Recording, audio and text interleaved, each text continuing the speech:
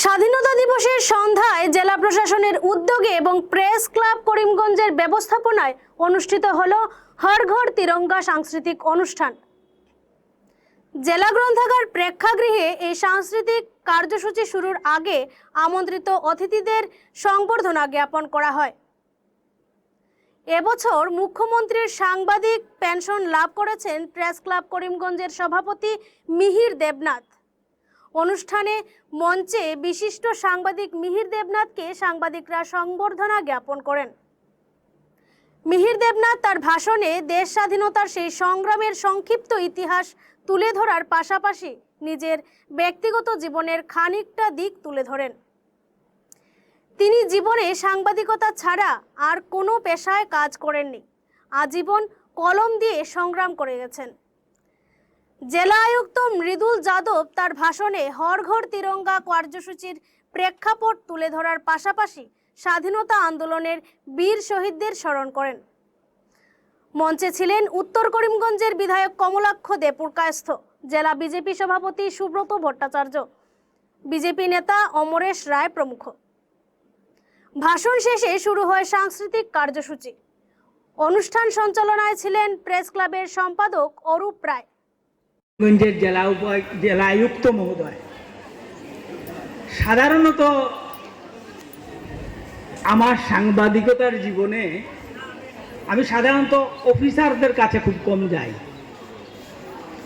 আমার জীবনে আমি সামনাসামনি বলে বলছি না, যে ৩-৪ জন ডিসি করিমগঞ্জের পেয়েছি,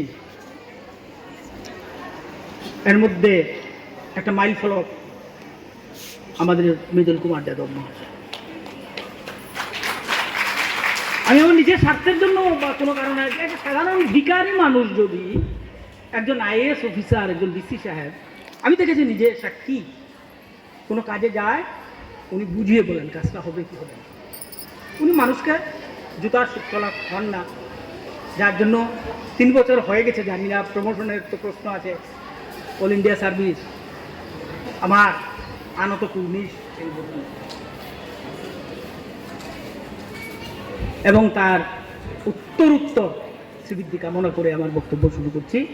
এখানে আছেন আমার বিধায়ক কমলাক্ষ দে পুরকায়স্থ, বিজেপি সভাপতি সুব্রত ভট্টাচার্য, অমরেশ বাবু। আমরা বিনয়বাদক দীনেশ নাটকটা দেখলাম, যে ফাঁসির মঞ্চে গেয়ে গেল যারা জীবনের জয় গান, 80 লক্ষে দাঁড়ায়ছে তারা, দেবে কোন প্রতিদান? কোন প্রতিদান দেওয়া হবে?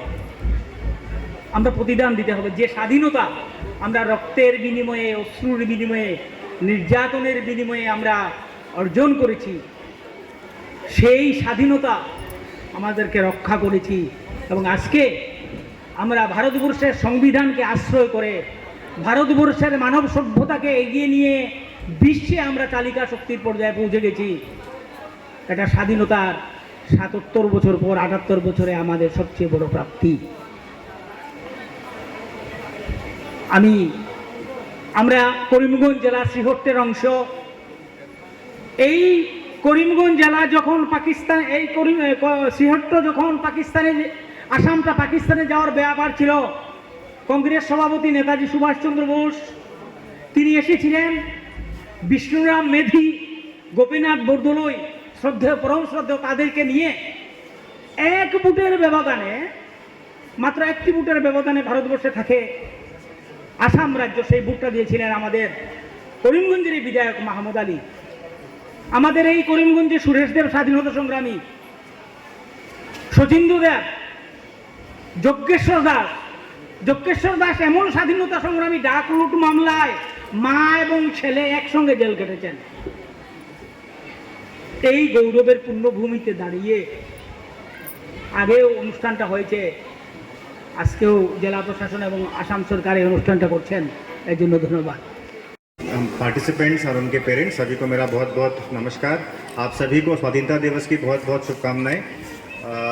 माननीय प्रधानमंत्री जी के निर्देश में हमारा हर घर तिरंगा जो कार्यक्रम चल रहा है, उसमें आज हर घर तिरंगा कॉन्सर्ट, म्यूजिकल कॉन्सर्ट और या सांस्कृतिक अनुष्ठान करने के लिए जिम्मेदारी हम लोग को दी गई थी, जो जिला प्रशासन आज प्रेस क्लब के साथ मिलके ऑर्गेनाइज़ किया है। आशा करते हैं कि आप सभी को ये कार्यक्रम पसंद आएगा और आप लोग यहाँ से एक अच्छा सुनहरा शाम का एक मौका लेके जाएंगे। और করিমগঞ্জ থেকে সুস্মিতা দাসের প্রতিবেদন, গণ আওয়াজ।